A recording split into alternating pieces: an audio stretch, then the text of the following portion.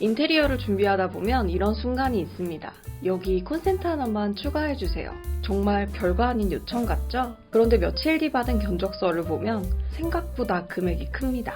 어떤 곳은 5만원이라고 하고 어떤 곳은 20만원이라고 하고 어떤 곳은 목공까지 해야 해서 수십만원이 추가된다고 합니다. 같은 콘센트인데 왜 이렇게 차이가 나는 걸까요? 오늘은 많은 분들이 놓치고 있는 콘센트 공사의 진짜 비용에 대해 이야기해 보겠습니다. 인테리어 번역기 집학원입니다.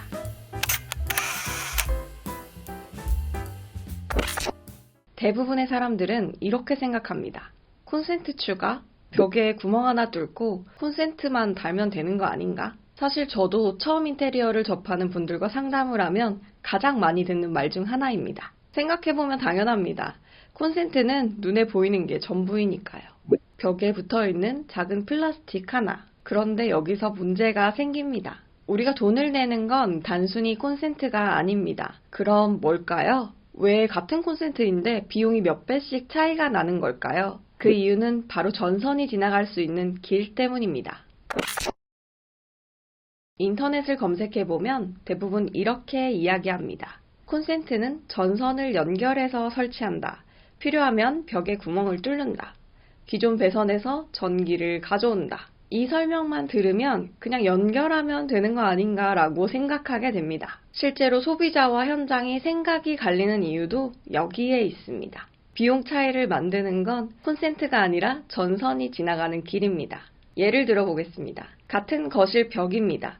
A집은 전기공사만 진행했습니다. B집은 전기공사에 목공사까지 추가됐습니다. 왜 차이가 났을까요? 바로 벽 안의 구조가 달랐기 때문입니다. 실제로 상담했던 고객님 이야기를 들려드리면 고객님은 소파 위치를 바꾸면서 콘센트를 하나 추가하고 싶어 했습니다. 처음에는 아주 간단한 요청처럼 보였습니다.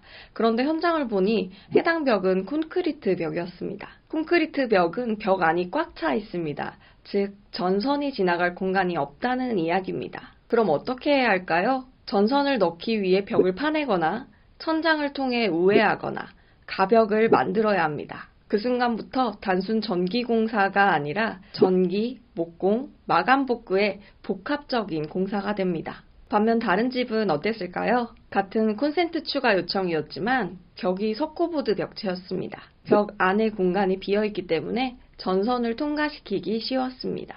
공사의 규모가 완전히 다른 것이죠. 소비자는 같은 콘센트를 요청했지만 현장은 전혀 다른 공사를 진행했던 겁니다. 바로 이 지점에서 차이가 나는 건데요. 소비자는 결과를 봅니다. 여기에 콘센트 하나 만들어주세요. 업체는 과정을 봅니다. 전선을 어디로 가져와야 되지? 벽 안으로 넣을 수 있나? 천장을 통해 갈 수 있나?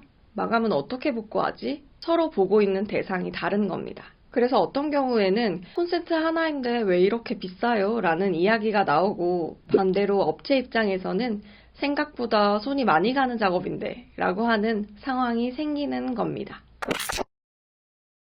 그럼 소비자는 어떻게 판단해야 할까요? 콘센트를 추가하기 전에 딱 4가지만 먼저 확인해 보세요.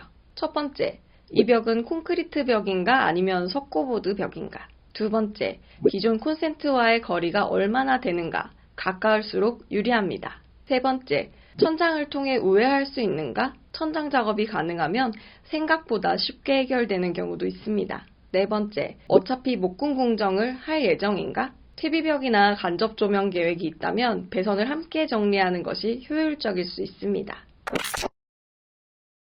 결국 중요한 것은 전선을 어떤 경로로 가져올 수 있느냐입니다. 이 질문을 먼저 하면 견적이 왜 달라지는지, 추가 공정이 필요한지 미리 판단할 수 있습니다. 콘센트 공사의 비용은 콘센트 개수가 아니라 전선이 지나가는 길이 결정합니다. 오늘 영상이 인테리어 과정에서 불필요한 오해와 시행착오를 줄이는 데 작은 도움이 되었으면 좋겠습니다. 어려운 인테리어 쉽게 번역해드리는 집하고였습니다.